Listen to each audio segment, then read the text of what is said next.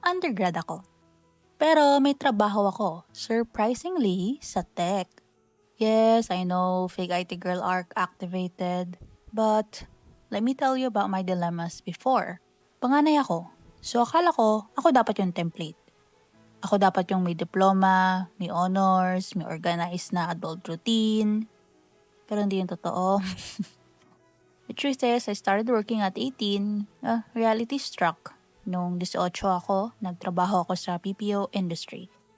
Long story short, siguro for another time, but like most Filipino households, financial ang reason. Nung 18 ako, feeling ko ahead ako. Nakabili ako ng skincare, na di ko nagagamit by the way. Habang yung classmates ko nasa school, nanghihingi pa ng baon sa magulang. Yun yung mindset ko before.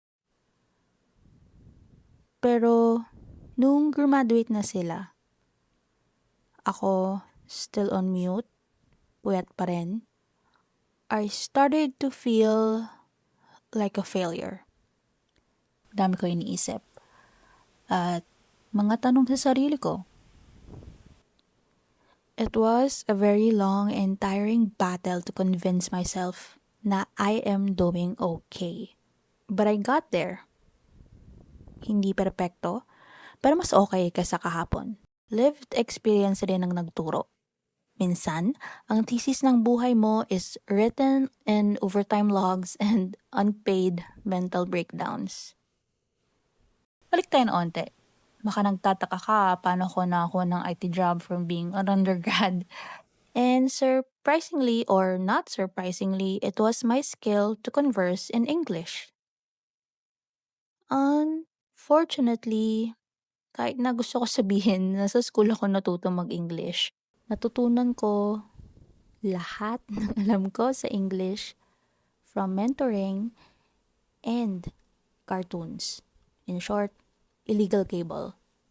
Meron lang kuya noon sa lugar namin na marunong magbutingting ng kung ano-anong kable. So, nabibigyan kami ng signal and every now and then nakakanood ako ng cable hanggang sa naadik ako sa cartoons. Sa Hey Arnold, Recess, Powerpuff Girls, at kung ano-ano pa. Walang subtitles, walang pause. Natuto ako magbasa ng tono, ng timing, ng tamang sasabihin, at kung ano yung tunog tama. In short, bootcamp siya ng mga walang pambayad ng tutor. Turns out, ang pinaka-importanting natutunan ko dito is makinig. Yung sasabihin mo sa customer, I understand, nang hindi galit, hindi sarcastic. At mahalaga pala yon sa BPO industry. Yung kakayahan na yun, nadala ko hanggang sa mga tawag, hanggang sa pag-explain ng mga solusyon sa bawat issue ng customer. Ang totoo di naman talaga ako magaling sa academics.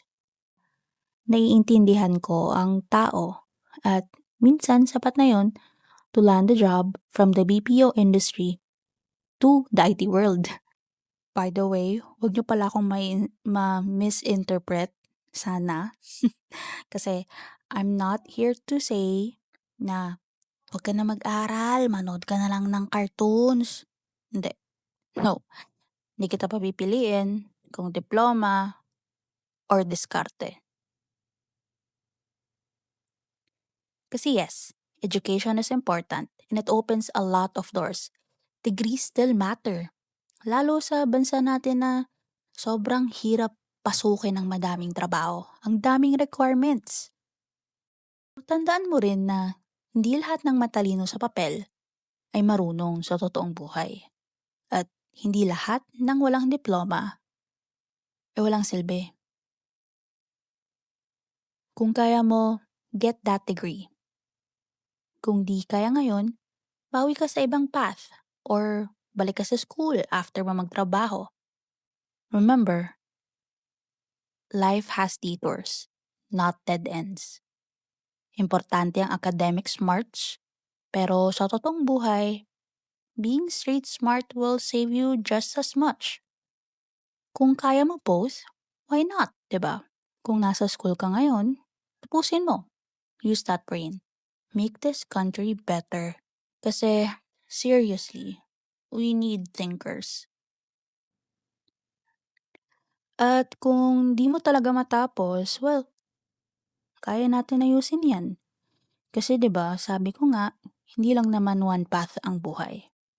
Kasi, di naman tayo sabay-sabay. May mga graduate, may mga nagtrabaho agad, may mga naligaw, pero bumangon rin. Baka hindi rin nga itong work ko ang huling landas ko. Natututo na akong enjoy lang yung biyahe.